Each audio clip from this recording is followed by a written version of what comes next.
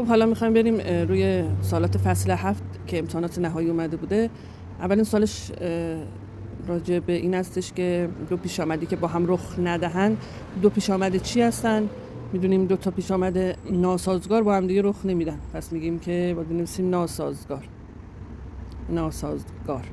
اگر مجموعه A اعداد طبیعی اول و B مجموعه اعداد طبیعی مرکب و C فلان باشد، آنگاه A و B C یک افراد روی مجموعه اعداد طبیعی است. اعداد طبیعی اول و مرکب و خود عدد یکه که نه اول نه مرکب. اینو بوداش میذاریم که بعد کلاس 9 هم بود. بعد بیایم بالاتر، سوال درستی نادرستی دو پیش آمد A و B هم مستقل هستن. میگه هرگاه اشتراک بی توهیه، این غلطه، این تعریف ناسازگار بودن بود، پس این نادرسته. میخوایم بخش سوالات تشریحیشو حل کنیم. 3 ظرف یکسان داریم. ظرف اول، پس 3 تا ظرف داریم، این 3 تا ظرف شامل 5 تا سبز 4 تا آبی، پس 5 تا سبز 4 تا آبی این تو هستش. ظرف دوم شامل 7 تا سبز 3 آبی هست.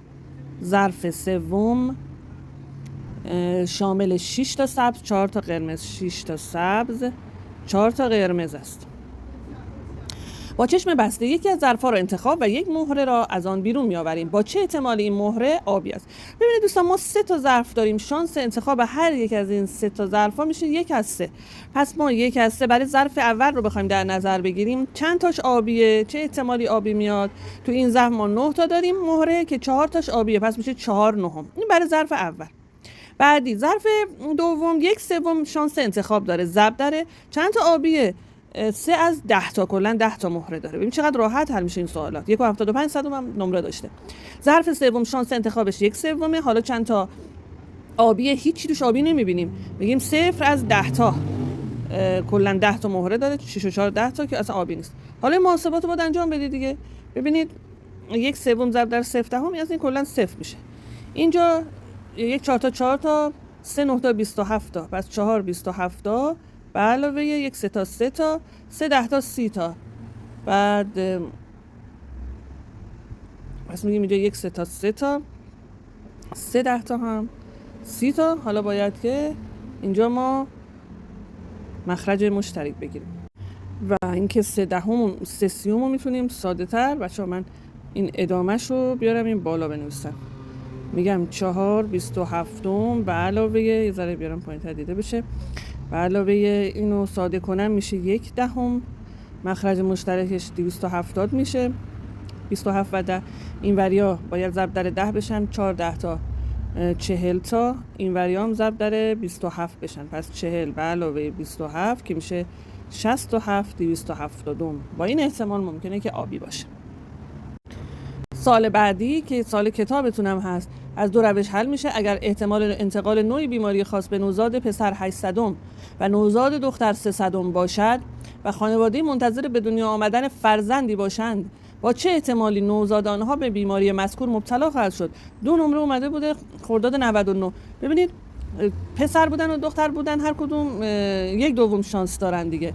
پس 1/2 شما باید ضرب در هر کدوم از اون بیماری هایی که برای مثلا پسره جدا دختر جدا، 1/2 ضرب در 800 میکنی که برای پسره، به اضافه 1/2 ضرب در اون شانسی که برای بیمار شدن دختر هست میکنی 300 و این محاسبات رو انجام میدی.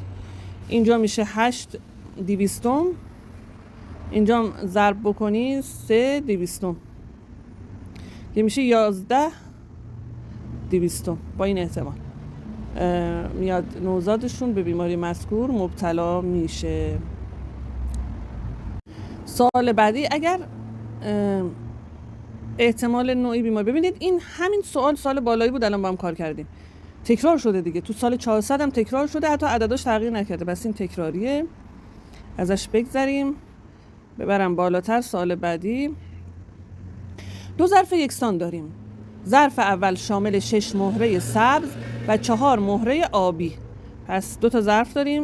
ظرف اول 6 تا سبز داره، 4 تا آبی داره و ظرف دوم شامل 5 سبز و 7 آبی. ظرف دوم 5 تا سبز داره، 7 تا آبی داره. از ظرف اول مهره انتخاب کرده. ببین به نوع سوال دقت کنید. از ظرف اول میگه مهره انتخاب کرده و در ظرف دوم قرار میدم. یه مهره اینجا انتخاب میکنیم توی این ظرف یک، این ظرف دو، میندازیمش توی ظرف دو. سپس یک مهره به تصادف از اون دوه انتخاب میکنیم از این ظرف دو. به چه احتمالی این مهره سبزه؟ اینجا باید از احتمال شرطی استفاده کنیم. ما میگیم پی آ، مثلا پی سبز بودن، داریم در مورد سبز بودن صحبت میکنیم دیگه. پی سبز بودن میشه پی بی یک که انتقالی، اگر که مهره انتقالی سبز باشه، انتقالی سبز باشه در پی آ به شرط بی یک، انتخابی هم سبز باشه، یعنی از اون جعبه دوم بیرون میاد انتخابی سبز باشه، به اضافه پی بی دو. حالا میگیم چون دو مهره داریم دیگه، یا سبز یا آبی، میگیم انتقالی این دفعه آبی باشه در پی بازم آ، یعنی انتخاب مهره سبز بودن به شرطی که بی دو باشه، یعنی بی دو رو به این انتقال دادی، یعنی آبی رو انتقال دادی بهش. حالا میایم اینا رو انجام میدیم. ببینید پی بی یک انتقالی سبز باشه، یعنی این از ظرف یک سبزه رو انتخاب کنیم. چند از چند سبز 6 تا بود، از 10 تا ضرب داره. حالا میه ظرف دو، انتخابیت سبز باشه، انتقالیت هم سبزه. خب وقتی این سبز 5 تا داشتی، حالا اونی هم که انتقال پیدا کرده با سبزه، پس کلا میشه 6 تا سبز از چند تا. حالا تو این ظرفه 7 و 5 12 تا بود، یه دونم رفت شد 13 تا. پس این ظرف یک کارش حالت یکش تموم شد. حالا میایم این حالت رو در نظر بگیریم. انتقالی آبی باشه. آبی چند تا ما داریم؟ 4 تا. تو ظرف یک 4 از 10 تا آبی باشه، ضرب داره. حالا ما قراره که اینجا از ظرف دو چقدر احتمال داره سبز باشه دیگه، سبز بودن رو میخوایم. چند تا سبز داریم؟ 5 تا. از چند تا؟ 7 و 5 12، یه دونم آبی رفته توش، شده 13. 5 از 13. حالا این محاسبات رو باید دیگه انجام بدین دیگه. که محاسبات رو انجام بدین جواب آخرش میشه 56 130. این محاسبه اول اینو دو تا تو هم ضرب میکنین، دو تا هم تو هم ضرب، بعد جمع، مخرج مشترک رو کاراش انجام میدیم. ببرم بالاتر برای سوال بعدی. میگه مدرسه آ 3 برابر مدرسه بی دانش آموز داره. مدرسه آ 3 برابر بی دانش آموز داره. 35% دانش آموزان مدرسه آ و 15% دانش آموزان مدرسه بی معدلی بالای 18 دارن. پس 35% دانش آموزان مدرسه آ، 15% دانش آموزان بی معدل بالای 18 دارن. اگر دانش آموزان هر دو مدرسه در یک محوطه حاضر باشن و به تصادف یکی از اونها رو انتخاب کنیم، با چه احتمالی فرد انتخابی از مدرسه آ و با چه احتمالی فرد انتخابی از مدرسه بی است؟ خب قسمت الف با چه احتمالی فرد انتخابی از مدرسه آ و با چه احتمالی از مدرسه بی هستش. ببینید اون قسمت اول سوال کمکمون میکنه. میگه مدرسه آ 3 برابر مدرسه بی دانش آموز داره. ما اگه مدرسه بی رو بگیریم x، مدرسه آ پس میشه 3 دیگه، چون 3 برابر اون داره. اینا کلا دو تا مدرسه با هم 4 تا x میشن. خب مثلا من وقتی احتمال آ رو میخوام، آ مگه من 3x نگرفته بودم؟ مگه تعداد حالتهای مطلوب به ممکن نیست؟ پی آ 3x رو به 4x تقسیم میکنم میشه 3/4. حالا پی بی مگه برای بی رو x نگرفته بودم؟ به کلش مگه 4x نیست؟ اینا با هم میره میشه 1/4. پس این میشه قسمت الف تموم شد. پی آ و پی بی در اومد. حالا بریم برای قسمت ب. ما میگه با چه احتمالی فرد انتخابی معدل بالای 18 دارد. مثلا ما یه پی سی میگیریم، باید از احتمال شرطی بریم که این معدل بالای 18، یعنی احتمال معدل بالای 18. حالا من رابطه‌اش رو می‌نویسم، میگیم پی آ، یعنی گوش کنید، احتمال این که از مدرسه آ انتخاب بشه در پی سی به شرط آ رو می‌نویسی، یعنی احتمال وقوع معدل بالای 18 اگه بدونیم مدرسه آ انتخاب شده باشه. به اضافه همین کار برای مدرسه بی انجام میدیم. پی بی در پی سی به شرط بی. حالا میخوایم به دست حالا جاگذاری کنیم. پی آ تو مرحله قبلی در آوردی 3/4، حتی شما فرمول هم ننویسی. خب شما پی آ رو درآوردی 3/4 مدرسه آ. درصدش چی بود مدرسه آ؟ 35 صدم. دیدین؟ پس ضرب در 35 صدم میکنیم. پس این یه تیکه تموم شد. به اضافه رو میذاری. احتمال بی چی بوده؟ 1/4. درصدش چی بود؟ مدرسه بی 15 درصدش بود 15 صدم. حالا این دوتا رو ضرب هم کنیم، این دوتا رو هم ضرب هم دیگه، بعد جمع کنیم و مخرج مشترک بگیریم. من جواب آخر یهو می‌نویسم که میشه 3/10.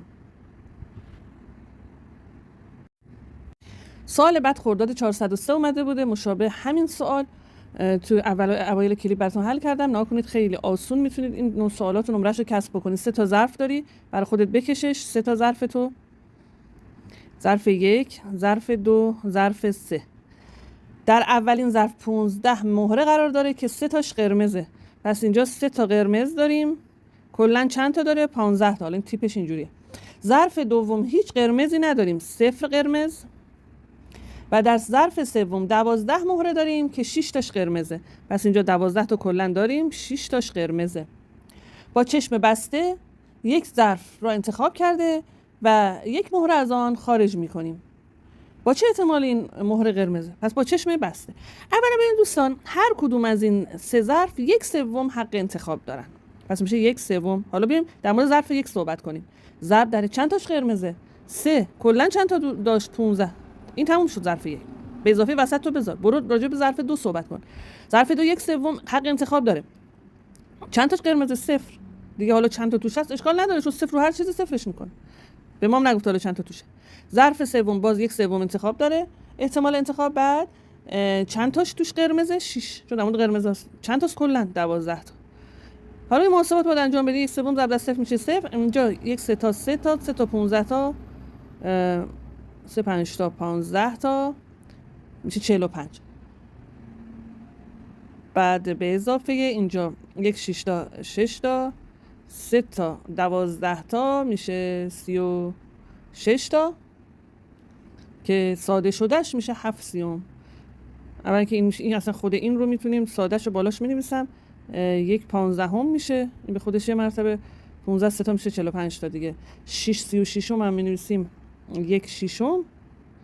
بعد مخرج مشترک این دوتا 30 میشه و کاراشو برسیم میشه همون 7/30. به همین خوشمزدگی. این تموم شد. بچه‌ها بریم سوال بعدی رو نگاه کنیم. 2 جعبه یکسان داریم. درون یکی از اونها 10 لام قرار داره. پس 2 تا جعبه رو بکش. یه رنگ دیگه. 10 تا لام توش قرار داره که 4 تاش معیوبه، 4 تاش خرابه یا معیوب می‌نویسم. و درون جعبه دیگر 20 لام قرار داره که 5 تاش معیوبه. پس تو جعبه دیگه 20 تا داریم که 5 تاش معیوب است. به تصادف جعبه رو انتخاب میکنیم و یک لامپ رو هم به تصادف انتخاب میکنیم. چقدر احتمال داره لامپ انتخابی سالم باشه؟ ببینید هر یک از این جعبه ها 1/2 شانس انتخاب دارن. پس 1/2. حالا در مورد جعبه اول صحبت میکنیم. چقدر احتمال داره که سالم باشه؟ برای جعبه اول وقتی 10 تاش معیوبه، 10 تا داشتیم 4 تاش معیوبه، پس 6 تاش سالمه، 6 از 10 تا. پس این برای جعبه اول تموم شد. میایم جعبه دوم. جعبه دوم 1/2 احتمال انتخاب داره. ضرب در 5 تاش وقتی معیوبه، در مورد سالم بودن میخوایم صحبت کنیم چون 20 تا بود. پس 15 تاش سالم از چند تا؟ از 20 تا. حالا محاسبات رو باید دیگه انجام بدیم. اینجا میشه 6 20م. اینجا هم میشه یه 15 تا 15 تا 2 20م 40 15 40م که مخرج مشترکش میشه 40. اینا ضرب در 2 میشن. 2 6 تا 12 تا. اینا به علاوه 15 کنیم. 12 و 15 میشه 27 و تمام.